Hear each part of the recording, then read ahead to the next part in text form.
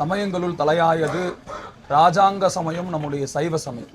அறுவகை சமயத்து அறுவகையோர்க்கும் வீடு பேராய் நின்ற விண்ணோன் காண்க என்று மாணிக்கவாசக பெருமான் 6 பெரும் சமயங்களுக்கும் தலைமையானது நம்முடைய சமயமே. சிவபெருமானே ஈடு இணை இல்லாத ஒப்பாரும் இக்காரும் இல்லாத தனிப்பெரும் கடவுள் என்று நிறுவுகின்றார். அப்படிப்பட்ட நம்முடைய சைவ சமயத்துல நாம் ஒரு சைவரா பிறப்பதற்கும் சிவபெருமானை வழிபடுவதற்கும் சிவாலயம் போறதுக்கும் தொண்டு செய்வதற்கும் உண்மையே பூர்வ புண்ணியம் இருந்தால் மட்டும்தான் முடியும். அப்படிப்பட்ட அடியார்களாக வரக்கூடிய நாம் சைவ சமயத்தினுடைய முப்பெரும் சின்னங்களுள் திருநீறு, கண்டிகை, சிவாய நம என்று சொல்லக்கூடிய 5 எழுத்து மந்திரம், இதை நாம் சிரமேற்கொண்டு நாம் கடைபிடிக்கணும்.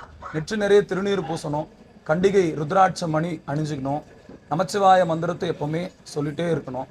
சைவ சமயத்தை ஏற்றுக்கொள்வதற்கும் சைவர்களாக உயிருள்ளவரையும் வாழ்வதற்கும் சைவ சமயத்தை ஏற்றுக்கொண்டு குருமார்களை அணுகி சமயம் விசேடம் உள்ளிட்ட தீக்கைகளை எல்லாம் வாங்கிக்கிறதுக்கும் உண்மையிலே நம்ம பூர்வ புண்ணியம் செய்திருக்கணும். அதனால திருநாவுக்கரசு சுவாமிகளுடைய பெயரால் இயங்கக்கூடிய உங்களுடைய திருக்கூட்டம் மேலும் மேலும் வளரணும்னு சொல்லி மனதார வாழ்த்துறோம்.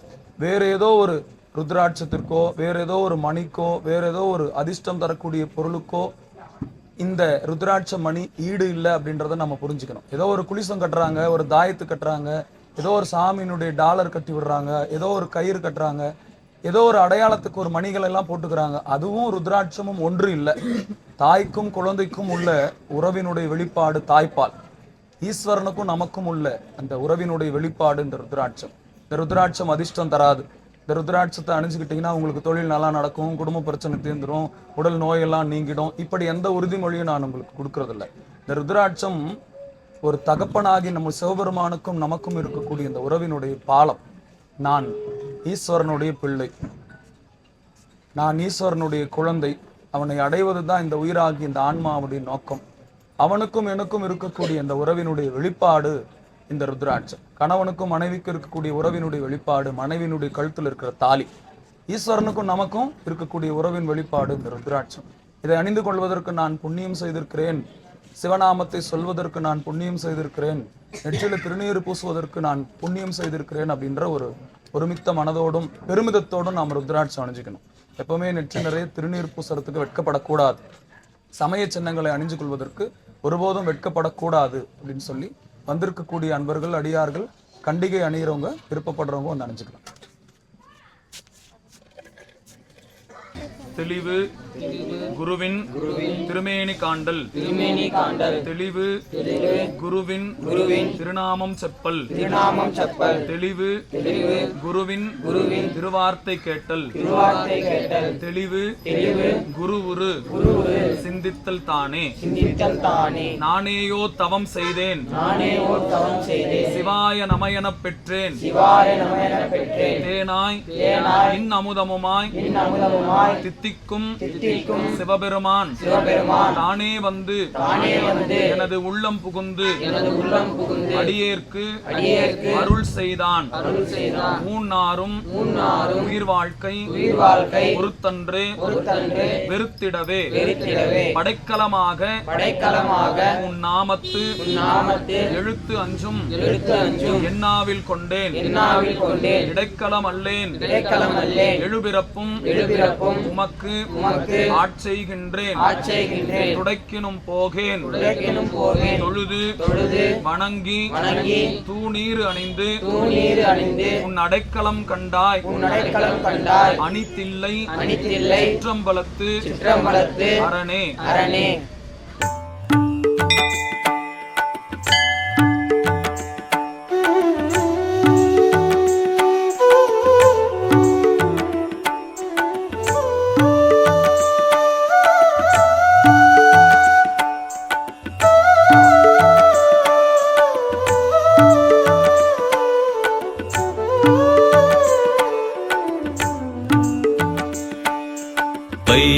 வைரவநாதா வைரவநாதா வைரவநாதா பவாய நமோ, வைரவநாதா வைரவநாதா வைரவநாதா பவாய நமோ, வைரவநாதா வைரவநாதா வைரவ भैरवनादा सर्वाय नमो भैरवनादा भैरवनादा भैरवनादा सर्वाय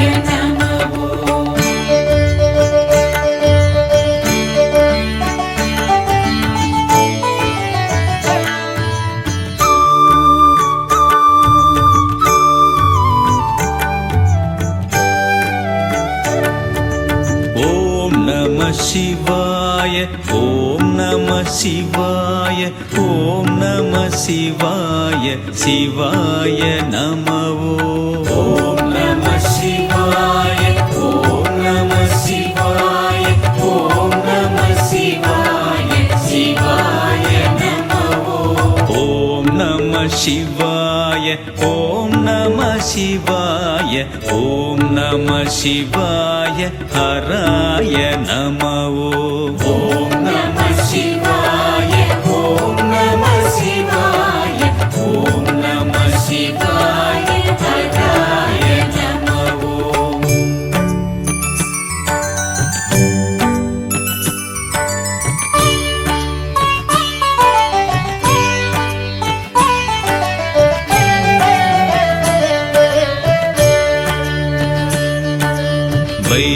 भैरवनादा भैरवनादा भैरवनादा சிவபெருமானை வழிபடுவதற்கும் நெத்தில திருநீர் பூசுறதுக்கும் ருத்ராட்சம் அணிஞ்சுக்கிறதுக்கும் திருவைந்தெழுத்தை சொல்வதற்கும் நாம் செய்த தவம் அல்லது நாம் செய்த முன்னை பிறவி பயன்தான் நல்வினை பயன்தான் நமக்கு இந்த புண்ணியத்தை கொடுத்துருக்கு.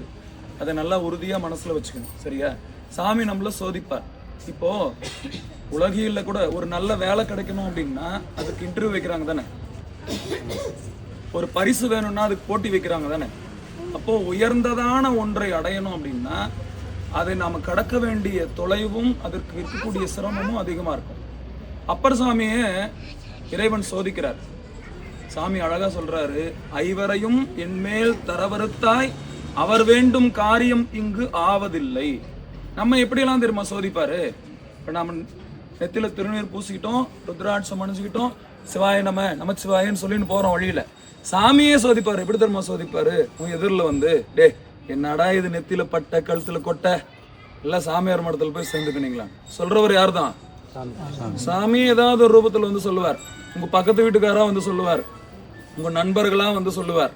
நீங்க படிக்கிற இடத்துல, வேலைக்கு போற இடத்துல, ஊர்ல சாமியை தான் சோதிப்பார், மற்றவங்க இல்லை. என்னடா நெத்தில பட்ட கழுத்துல கொட்ட அப்படின்னு சொல்லி சோதிப்பார். உடனே நம்ம என்ன பண்ணணும்? ஐயோ நம்மள எல்லாருமே இப்படி இழிவுபடுத்துறாங்களேன்னு சொல்லிட்டு கழட்டிடணும். அப்படித்தானே? கழட்டணுமா கழட்டக்கூடாதா? கழட்டக்கூடாது. இப்போ ருத்ராட்சம் அணிஞ்சுக்கிட்டதுனால இது ஒரு தாயத்தோ ஒரு தகடோ ஒரு மந்திரமோ எந்திரமோ ஒரு குளிசமோ கிடையாது. அது புரிஞ்சுக்கிட்டீங்களா? இறைவனுக்கும் நமக்கும் இருக்கக்கூடிய உறவு பாலம், ஆன்மாவுக்கும் ஆண்டவனுக்கும் இருக்கக்கூடிய உறவினுடைய பாலம், நமக்கு சாமி மேல இருக்கக்கூடிய உரிமை.